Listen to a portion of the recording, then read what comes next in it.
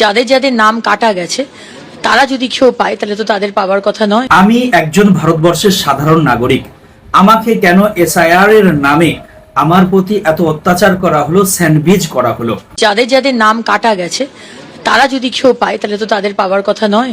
যিনি আমাদের দেশের নাগরিক নন তার তো পাওয়ার কথা নয়। যারা সিএ এর জন্য অ্যাপ্লাই করেছে এবং যাদের নাম ওই ট্রাইব্যুনালে গেছে তাদেরকে এর থেকে বাদ রাখা। আমি একজন ভারতবর্ষের সাধারণ নাগরিক, আমাকে কেন এসআইআর এর নামে আমার প্রতি এত অত্যাচার করা হলো, স্যান্ডউইচ করা হলো? এই রকমই ৩৫ লক্ষ মানুষের মনের কথা আমি আজকে এই ভিডিওতে তুলে ধরছি। আপনারা আপনাদের মতামতটা জানাবেন আর ভিডিওটা প্রচুর পরিমাণে শেয়ার করে দেবেন। প্রথম কথা, আমি কয়েক বছর ধরে ভোট দিয়ে আসছি, বা আমার বাবা আমার মা এই দেশের বাসিন্দা, তারা ভোট দিয়ে আসছে। তাদের নাম এর আগের এসআইআর এ ২০০২ সালে বা ১৯৯৫ সালের ভোটার লিস্টে আছে। তারপরেও আমি ভোট দিয়েছি, আমাকে বা আমার ছেলে মেয়েকে কেন তাদেরকে ডিলিট ভোটার করলো নির্বাচন কমিশন? দ্বিতীয় নাম্বার, আমি জীবিত থাকার পরেও, আমি একজন বৈধ ভোটার হওয়ার পরেও আমাকে কেন মৃত ভোটার বানিয়ে দিল নির্বাচন কমিশন?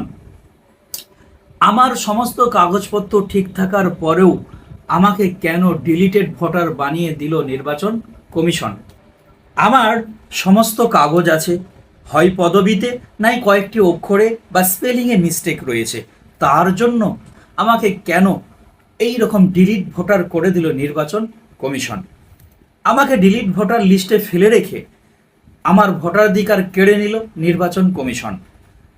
আমাদের মতো প্রায় ৩৫ লক্ষ ভোটারকে ডিলিটেড অপশনে ফেলে রেখে কোনো নিষ্পত্তি না করেই নির্বাচন কমিশন ভোট করিয়ে নিল কেন?